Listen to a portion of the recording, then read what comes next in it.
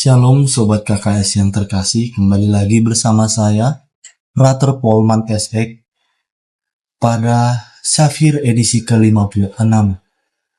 Pada hari ini adalah hari Minggu Paskah yang ke-7, dan saya ingin mengajak saudara-saudara sekalian untuk merenungkan bacaan kedua pada minggu ini, yang diambil dari surat Rasul Petrus yang pertama, bab 4 ayat 13-16, dan saya memberi judul pada renungan ini demikian: jangan malu menjadi pengikut Kristus. Di awal Rasul Petrus berkata, bersukacitalah sesuai dengan bagian yang kamu dapat dalam penderitaan Kristus, supaya kamu juga boleh bergembira dan bersukacita pada waktu Ia menyatakan kemuliaannya. Saudara-saudari yang terkasih dalam Kristus, surat 1 Petrus ini ditulis oleh Santo Petrus sendiri kepada jemaat Kristen di Asia Kecil yang saat itu sedang mengalami tekanan dan penghinaan karena iman mereka kepada Kristus. Pada masa itu, orang-orang Kristen dianggap berbeda dari masyarakat umum karena mereka tidak lagi mengikuti cara hidup lama yang penuh pesta pora, penyembahan berhala, dan kehidupan yang jauh dari Allah. Akibatnya, mereka mulai dijauhi, dihina, bahkan dianiaya. Karena itulah Petrus menulis surat untuk menguatkan iman mereka. Menariknya, Petrus tidak berkata, takutlah atau larilah dari penderitaan. Sebaliknya, ia malah berkata, bersukacitalah. Inilah inti dari bacaan ini. Dalam pandangan iman Kristiani, penderitaan karena Kristus bukanlah tanda bahwa Tuhan meninggalkan kita, melainkan tanda bahwa kita sedang mengambil bagian dalam penderitaan Kristus sendiri. Kalau kita bisa melihat dalam tradisi Gereja Katolik, penderitaan yang dipersatukan dengan Kristus memiliki makna rohani yang mendalam. Dan kita juga bisa melihat dalam katekismus Gereja Katolik yang mengatakan, dengan sengsara dan wafatnya di salib, Kristus telah memberi arti baru kepada penderitaan. Apa artinya? Artinya adalah penderitaan bukan lagi sesuatu yang sia-sia ketika dijalani bersama Tuhan. Penderitaan dapat menjadi jalan pemurnian iman kita dan persatuan dengan Kristus. Petrus juga mengingatkan bahwa penderitaan berbeda dengan penderitaan akibat kesalahan sendiri. Ia berkata agar jangan ada yang menderita karena mencuri, berbuat jahat, atau menjadi pengacau.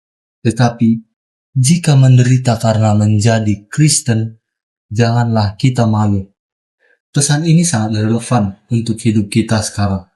Kadang-kadang mungkin kita merasa takut menunjukkan identitas kita, malu berdoa di tempat umum, takut diejek karena aktif di gereja, atau takut dianggap berbeda karena memilih hidup jujur, atau takut kehilangan pergaulan karena mempertahankan nilai Kristen. Namun saudara-saudari yang terkasih, melalui Petrus Tuhan berkata, jika ia menderita sebagai orang Kristen, maka janganlah ia malu, melainkan hendaklah ia memuliakan Allah dalam nama Kristus. Petrus ingin mengajak kita bagaimana penderitaan kita maknai secara mendalam. Yesus sendiri pernah berkata, berbahagialah kamu jika karena aku dicela dan dianiaya. Sabda ini mau menunjukkan bahwa penderitaan karena iman justru menjadi tanda kedekatan kita dengan Kristus. Dan juga kita bisa mengingat bagaimana Paus Fransiskus juga menyinggung hal ini. Ia pernah mengatakan bahwa murid Kristus tidak dipanggil untuk hidup nyaman, tetapi dipanggil untuk hidup setia. Iman yang sejati akan diuji melalui kesulitan. Justru di saat sulit itulah kualitas iman kita terlihat. Sedangkan Paus Benediktus ke-16 menjelaskan bahwa sukacita Kristen bukan berarti hidup tanpa penderitaan, melainkan keyakinan bahwa Kristus telah menang atas penderitaan dan maut. Saudara-saudari yang terkasih, Kadang kita bertanya, mengapa Tuhan membiarkan saya mengalami penderitaan ini? Tetapi, melalui bacaan ini, Tuhan mengajak kita mengubah pertanyaan itu menjadi, bagaimana saya tetap setia di tengah semuanya?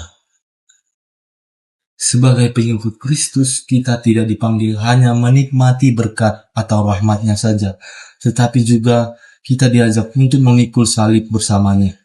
Yesus pernah berkata bahwa setiap orang yang mau mengikuti aku, ia harus menyangkal dirinya, memikul salibnya dan mengikuti aku. Salib memang berat, kadang berupa penolakan, air mata, perjuangan hidup, atau kesetiaan dalam situasi sulit. Namun salib bersama Kristus tidak pernah berakhir dalam kegelapan, sebab di balik salib selalu ada kebangkitan. Rasul Paulus juga meneguhkan kita dengan mengatakan penderitaan zaman sekarang ini tidak dapat dibandingkan dengan kemuliaan yang akan dinyatakan kepada kita. Dan juga dia pernah berkata dalam Roma 8 ayat 18, aku telah disalibkan dengan Kristus, namun aku tetap hidup. Tetapi bukan lagi aku sendiri yang hidup, melainkan Kristus yang hidup di dalam aku. Saudara-saudari yang terkasih, melalui bacaan ini, Tuhan mengajak kita untuk tidak malu menjadi orang Kristiani. Jangan takut hidup benar, jangan takut berbeda karena iman. Janganlah takut mempertahankan nilai Injil, karena ketika kita tetap setia di tengah kesulitan, Roh Allah tinggal di dalam kita. Maka hari ini marilah kita bertanya dalam hati, apakah saya sungguh berani menunjukkan iman saya? Apakah saya tetap setia ketika diejek atau ditolak? Apakah saya percaya Tuhan hadir dalam penderitaan saya? Semoga kita memiliki hati yang teguh untuk tetap mengikuti Kristus, bukan hanya saat hidup nyaman, tetapi juga saat harus memikul salib bersamanya. Karena pada akhirnya, kemuliaan Kristus jauh lebih besar daripada segala penderitaan dunia. Maka saudara-saudara terkasih, ingatlah bahwa penderitaan yang kita alami sebagai seorang Kristiani bukan membuat kita semakin menjauhkan diri atau bertanya apakah Tuhan benar-benar mencintai saya. Tetapi melalui penderitaan itulah kita diajak untuk kembali memurnikan iman kita, kembali menguatkan iman kita. Terima kasih.